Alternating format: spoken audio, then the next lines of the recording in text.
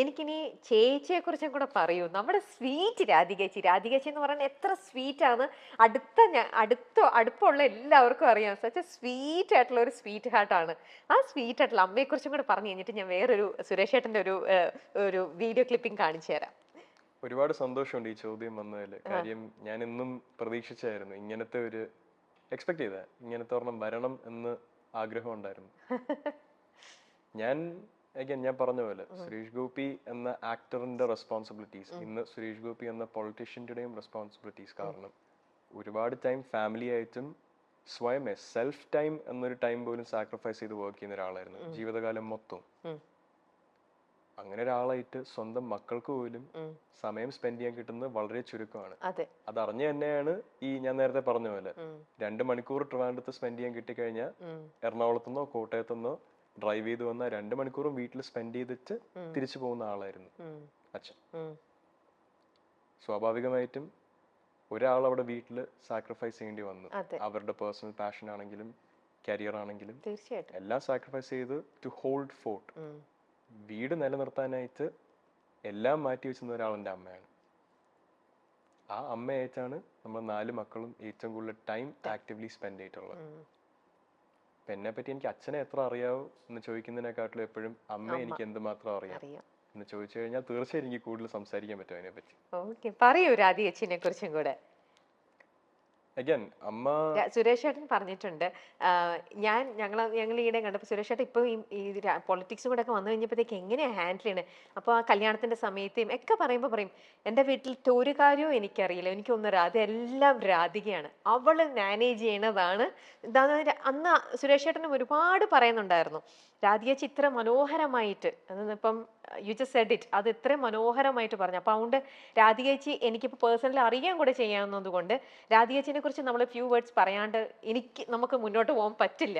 അതുകൊണ്ട് തന്നെ ഞാൻ പറഞ്ഞത്, നമ്മുടെ അറിയാത്ത ഇവരും അറിയണം രാധികേച്ചിയുടെ ഇൻവോൾവ്മെന്റും നിങ്ങളിപ്പോൾ ഇവിടെ നിൽക്കുന്നതിൻ്റെയും ആ ഒരു ഭയങ്കര സ്ട്രോങ് ആയിട്ട് നിൽക്കുന്ന ആ ഒരു ബ്യൂട്ടിഫുൾ ലേഡി. പറയൂ. അമ്മയെ പറ്റി പറയുന്നതിന് മുന്നേ ഈ ഒരു ജനറേഷനിൽ എപ്പോഴും ഒരുപാട് പ്രാധാന്യം പോവാത്ത ഒരു കാര്യമുണ്ട്, സാക്രിഫൈസിങ് ഫോർ സമ്മൺ എൽസ്. ഒരു കല്യാണത്തിൽ മെയിൻലി ഒരു വിവാഹം നടക്കുമ്പോഴത്തേക്കും രണ്ടുപേർക്കും അവരുടേതായ റോൾസ് ഉണ്ട് ഒരു മാരേജ് സസ്റ്റെയിൻ ചെയ്യാൻ. Suresh Gopi was the provider. He went out, sacrificed everything to provide. അതേപോലെ പ്രൊവൈഡ് ചെയ്ത് കൊണ്ടുവരുന്ന സസ്റ്റെയിൻ ചെയ്യാൻ അതേപോലെ സാക്രിഫൈസ് ചെയ്ത ഒരാളാണ് രാധിക സുരേഷ്. അമ്മ എല്ലാ കാര്യം കൊണ്ടും സ്വന്തം മക്കൾക്ക് വേണ്ടി ജീവിതം മാറ്റി വെച്ച ഒരാളാണ് എല്ലാ രീതിയിലും. നമുക്കൊരിക്കലും അച്ഛന്റെ ഒരു പ്രസൻസ് അവിടെ മിസ്സിംഗ് ആണെന്ന് തോന്നിക്കാതിരിക്കാൻ അമ്മയെ കൊണ്ട് ചെയ്യാൻ പറ്റുന്ന എല്ലാം ചെയ്തിട്ടുണ്ട്. So speaking about someone who sacrificed their own life for someone else, be it their own kids, പക്ഷെ ആ സാക്രിഫൈസ് ചെയ്യാന്ന് പറയുന്നത് ഈ ഒരു ജനറേഷൻ ഒരുപാട് കാണാറുണ്ടോ? എല്ലാവരും അവരുടെ കാര്യം നേടാൻ വേണ്ടി നടക്കുന്ന ഒരു ജനറേഷനിൽ ഞാൻ കണ്ടു വളർന്നത് എല്ലാം സാക്രിഫൈസ് ചെയ്ത് മക്കൾക്ക് വേണ്ടിയും കുടുംബത്തിന് വേണ്ടിയും നിൽക്കുന്ന എൻ്റെ അമ്മയാണ്. അതേപോലെ ഒരു സാക്രിഫൈസ് ചെയ്യാൻ പറ്റുമെന്ന് പറയുന്നത് ഒരാളുടെ മെന്റൽ സ്ട്രെങ്ത്തിനെ മാത്രം കോംപ്ലിമെന്റ് ചെയ്യുന്ന ഒരു കാര്യമാണ്. So if there's anything about my resilience or mental strength or will to push forward, നേരത്തെ ചോദിച്ച പോലെ സിനിമയിൽ എനിക്ക് ബുദ്ധിമുട്ടാണെന്ന് തോന്നുന്നുണ്ടോ, എനിക്ക് അതിനൊരു ഉത്തരം തരാനോ അതേപോലെ ഒരു പെർസ്പെക്റ്റീവിൽ ആലോചിക്കാനോ ഉള്ള ശേഷിയും വിവരവും തന്നത് എൻ്റെ അമ്മ തന്നെയാണ്. Okay, beautiful. അപ്പൊ അങ്ങനെയാണെങ്കിൽ ഈ രാധികേച്ചി ഇപ്പൊ സുരേഷ് ഏട്ടന്റെ അപ്സും ഡൗണും ഈ ആ ഒരു ഫേസ് എല്ലാം കൂടെ നിന്ന് കണ്ടതാണ് അല്ലേ? നിങ്ങൾ അന്നേരം കുറച്ചും കൂടി കിഡ്സ് ആയിരുന്നു. അത് കഴിഞ്ഞിട്ട് നിങ്ങൾ ഇന്നിപ്പോ ആ ലെവലിലേക്ക് വന്നു കഴിഞ്ഞപ്പോൾ ഇപ്പൊ ഗോകുൽ മൂവിയിലേക്ക് എൻ്റർ ചെയ്തു. അത് കഴിഞ്ഞിട്ട് ഇപ്പൊ മാധവ് വരുന്നു. നിങ്ങളിപ്പോ ഇത്രയും വലിയ കുട്ടികളായി. അപ്പം അച്ഛന്റെ ഭാഗത്തു നിന്നുള്ള ഉപദേശം ഒബ്വിയസ്ലി നിങ്ങൾക്ക് എല്ലാവർക്കും അഡ്വൈസും കാര്യങ്ങളെല്ലാം കിട്ടിയിട്ടുണ്ടാവും. എന്നാലും അച്ഛന്റെ പ്ലസും മൈനസും കണ്ടു വളർന്ന, എങ്ങനെയാണ് ഇതെന്നൊക്കെ കണ്ട ഒരു അമ്മയുണ്ടല്ലോ. അപ്പൊ അമ്മയുടെ വക എന്തൊരു അഡ്വൈസ് ആയിരുന്നു നിങ്ങൾക്ക് രണ്ടുപേർക്കും, ഗോകുലിനാണെങ്കിലും മാധവിനാണെങ്കിലും?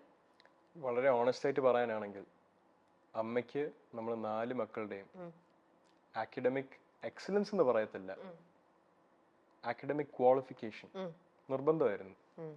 നമ്മുടെ എഡ്യൂക്കേഷൻ ഒരുപാട് പ്രാധാന്യം അമ്മയും അച്ഛനും നൽകിയിട്ടുണ്ട്. പക്ഷെ ആക്റ്റീവ്ലി വീട്ടിൽ കൂടുതൽ ടൈം സ്പെൻഡ് ചെയ്യുന്ന അമ്മ ആയതുകൊണ്ട് അമ്മ അത് നമ്മുടെ ഒരു കോറിൽ എൻഗ്രേവ് ചെയ്തിട്ടുള്ള ഒരു കാര്യമാണ്. നമ്മളെല്ലാവരും ഇപ്പോൾ മാസ്റ്റേഴ്സ് എടുത്ത് PhD ചെയ്ത ആൾക്കാരൊന്നും അല്ല. അക്കാഡമിക്കലി എല്ലാവരും അവരുടെ ബാച്ചിലേഴ്സ് ഡിഗ്രി കംപ്ലീറ്റ് ചെയ്ത് നിൽക്കുന്നവരാണ്.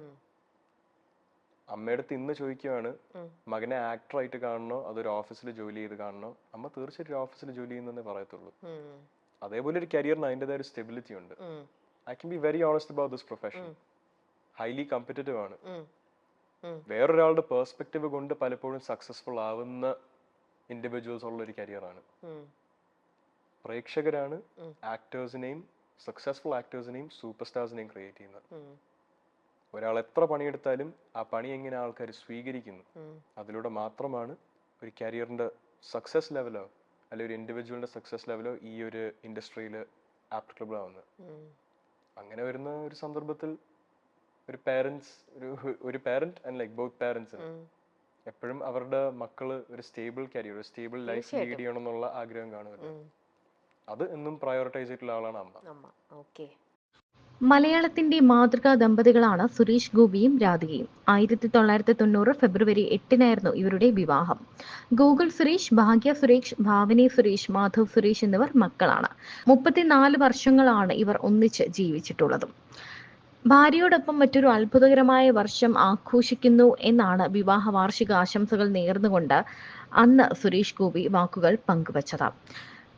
അച്ഛൻ ഗോപിനാഥൻ പിള്ളയും അമ്മ വി ജ്ഞാനലക്ഷ്മിയും ചേർന്നാണ് രാധികയെ തനിക്ക് വേണ്ടി വിവാഹം ആലോചിക്കുന്നതെന്നും വിവാഹ നിശ്ചയം കഴിഞ്ഞതിനു ശേഷമാണ് താനും രാധികയും തമ്മിൽ കാണുന്നതെന്നും സുരേഷ് ഗോപി മുൻപ് പറഞ്ഞിരുന്നു. എപ്പോഴും സുരേഷ് ഗോപിയുടെ എല്ലാ വിജയങ്ങളുടെ കഥ പറഞ്ഞാലും അതിൽ രാധിക സുരേഷ് ഗോപിയുടെ കയ്യൊപ്പ് വളരെ വലുതാണ്. കാരണം സുരേഷ് ഗോപി ഈ തിരക്കുകളിലൊക്കെ സിനിമാ തിരക്കുകളുമായി മുന്നോട്ട് പോകുമ്പോൾ, സൂപ്പർ സ്റ്റാർ എന്ന ലെവലിൽ ജീവിക്കുമ്പോൾ, അല്ലെങ്കിൽ ആ തിരക്കുകളിലൊക്കെ മുന്നോട്ട് പോകുമ്പോൾ ഒരു വലിയ ഗായികയായി ഉയർന്നു വരേണ്ട രാധിക സുരേഷ് തന്റെ കരിയറും തന്റെ ആഗ്രഹങ്ങളും എല്ലാം മാറ്റിവെച്ചുകൊണ്ടാണ് കുടുംബത്തിന് വേണ്ടി നിന്നത്. തന്റെ മക്കൾക്ക് കൃത്യമായ വിദ്യാഭ്യാസം ഉണ്ടാകണം, അവർ എത്തേണ്ടടുത്ത് എത്തണം, അവർക്ക് ഒരു കുറവും ഉണ്ടാകരുത്. ഒരു ദിവസം അവസാനം തന്റെ ഭർത്താവ് സുരേഷ് ഗോപി വീട്ടിലെത്തുമ്പോൾ അമ്മയായും ഭാര്യയായും എല്ലാം ഊട്ടുന്ന ഒരാളായി താൻ അവിടെ ഉണ്ടാകണം. ആ വീടിന്റെ നിലവിളക്ക് എന്ന് പറയുന്നത് രാധിക സുരേഷ് ഗോപി തന്നെയാണ്. ആ മക്കൾക്ക് ഒരിക്കലും മാറ്റിവെക്കാൻ പറ്റാത്ത ഒരു പേര് തന്നെയാണ് അമ്മയുടേത്. സുരേഷ് ഗോപി മുമ്പ് പറഞ്ഞിട്ടുള്ളത് ഇങ്ങനെയാണ്: 1989 നവംബർ 18-ാം തീയതി തന്റെ അച്ഛൻ തന്നെ ഫോണിൽ വിളിച്ചു. താൻ കൊടൈക്കനാലിൽ ഒരുക്കം എന്ന സിനിമയുടെ ലൊക്കേഷനിലായിരുന്നു. ഞങ്ങൾ കണ്ടു, ഞങ്ങൾക്ക് ഞങ്ങളുടെ മകളായി മരുമകളായി ഈ പെൺകുട്ടി മതി, നിനക്ക് നിന്റെ ഭാര്യയായി ഈ പെൺകുട്ടി മതിയോ എന്ന് നീ വന്ന് കണ്ട് തീരുമാനിക്കണം എന്നാണ് പറഞ്ഞത്. 4 ആൺമക്കളുള്ള നമ്മുടെ വീട്ടിലേക്ക് വരേണ്ടത് ഒരു മകളാണ്. ആദ്യമായി ഈ കുടുംബത്തിലേക്ക് വലതുകാൽ വെച്ച് കയറുന്നത് ഒരു മകളാകണമെങ്കിൽ നിങ്ങളുടെ ആഗ്രഹത്തിനാണ് ഞാൻ മതിപ്പ് കൽപ്പിക്കുന്നത്. എനിക്ക് പെണ്ണ് കാണണ്ട, ഞാൻ കെട്ടിക്കോളാം എന്നാണ് സുരേഷ് ഗോപി പറഞ്ഞത്. ആ തീരുമാനം ഒരിക്കലും തെറ്റിയിട്ടില്ല. ഇന്ന് മാധവ് സുരേഷും തന്റെ അമ്മയെക്കുറിച്ച് വാതോരാതെ പറയുകയാണ്. അച്ഛന്റെ തിരക്കുകളിൽ അച്ഛൻ 2-3 മണിക്കൂർ കിട്ടുമ്പോൾ പോലും കുടുംബത്തോടൊപ്പം ചിലവാക്കാൻ എത്താറുണ്ട്. ആ സമയത്ത് അച്ഛൻ തിരക്കുകളിൽ പോയപ്പോൾ അമ്മയ്ക്ക് അമ്മയുടെ പാഷനൊക്കെ വേണ്ട എന്ന് വെക്കേണ്ടി വന്നു. അങ്ങനെ കുടുംബത്തിന് വേണ്ടി നിന്ന ആളാണ് അമ്മയെന്ന് മാധവ് സുരേഷ് ഗോപി പറയുന്നു. ഞാൻ ആക്ടിങ്ങിന്റെ ഒരു പ്രൊഫഷനോ അതിന്റെ ഒരു ട്രെയിനിങ് നിലയിലോ ഒരു ക്വാളിഫിക്കേഷൻ ഇല്ലാത്ത ആളാണ്. എനിക്ക് എന്തുകൊണ്ടാണ് സിനിമ കിട്ടിയത്? സുരേഷ് ഗോപി എന്ന വ്യക്തിയുടെ മകനായതുകൊണ്ട് മാത്രമാണ് സിനിമ എന്നിലോട്ട് വന്നത്. അതൊരു പ്രിവിലേജ് ആണ്. ഞാൻ ആഗ്രഹിച്ച് വന്ന അല്ലെങ്കിൽ അതിനുവേണ്ടി പണിയെടുത്ത് വന്നൊരു പ്രൊഫഷൻ അല്ല. അതൊരു പ്രിവിലേജ് ആയിട്ട് you can call it nepotism. കിട്ടുക എന്ന് പറയുന്നത് തീർച്ചയായിട്ടും ഒരു പ്രിവിലേജ് ആണ്. ഇത്രയും വ്യൂവർഷിപ്പ് ഉള്ള ഒരു ഇൻഡസ്ട്രി, ശരിക്കും ഇത്രയും പെർക്സ് ജീവിതത്തിൽ കൊണ്ടുവരാൻ പറ്റുന്ന ഒരു ഇൻഡസ്ട്രി, അതിലോട്ട് ആക്സസ് കിട്ടുക എന്ന് പറയുന്നത് obviously it's a privilege that comes from it. But again, there's negative, there's positive.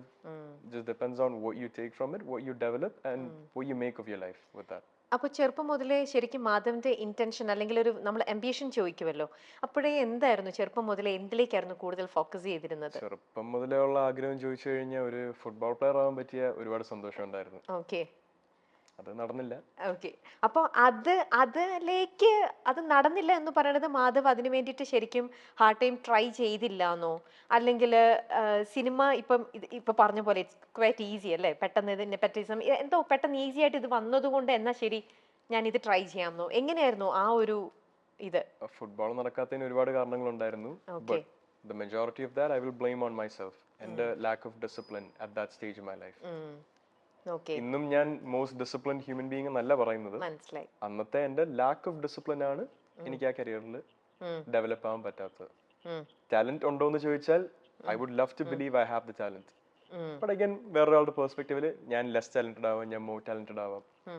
Football എന്റെ തന്നെ പുവർ ഡിസിഷൻ മേക്കിംഗ് കൊണ്ട് പോയൊരു കരിയർ ആയിരിക്കും. സിനിമ എന്നെ തേടി വന്നതാണ് because of the forementioned tag, Suresh Gopi. ആ സിനിമ വരുമ്പോൾ എനിക്ക് 2019 തൊട്ട്, എനിക്ക് 19 വയസ്സുള്ളപ്പോൾ തൊട്ട് സ്ക്രിപ്റ്റ്സ് വരുന്നതാണ്. May be even before that ഞാൻ അറിഞ്ഞിട്ടില്ല. ഞാൻ ആക്റ്റീവ്ലി അറിയാൻ തുടങ്ങിയത് 2019 തൊട്ട് എനിക്ക് ഡയറക്ട്ലി സ്ക്രിപ്റ്റ്സിന് അപ്രോച്ച് ചെയ്തപ്പോഴാണ്, സിനിമയിൽ വർക്ക് ചെയ്യാനായിട്ട് സ്ക്രിപ്റ്റ്സ് വന്നപ്പോഴാണ്. അതുവരെയും ഞാൻ റെഡി അല്ല എന്നുള്ള മെന്റാലിറ്റിയിലായിരുന്നു ഞാൻ നിന്ന്. എസ്പെഷ്യലി ഞാൻ ഒരു ആക്ടറായിട്ട് വർക്ക് ചെയ്യുമ്പോൾ ഞാൻ റെപ്രസെന്റ് ചെയ്യുന്നത് എൻ്റെ ഫസ്റ്റ് ഫിലിമിലെങ്കിലും ഞാൻ സുരേഷ് ഗോപി എന്ന സൂപ്പർ സ്റ്റാറിനെ റെപ്രസെന്റ് ചെയ്യുന്നത്. 2022 JSK എന്നൊരു പ്രോജക്റ്റ് വരുമ്പോഴത്തേക്കും ഞാൻ റെഡി ആയിട്ട് എനിക്ക് തോന്നി. ആ ക്യാരക്ടറിന് ആപ്റ്റ് ആയിട്ടുള്ള സ്കിൽ എനിക്കുണ്ടെന്ന് തോന്നി.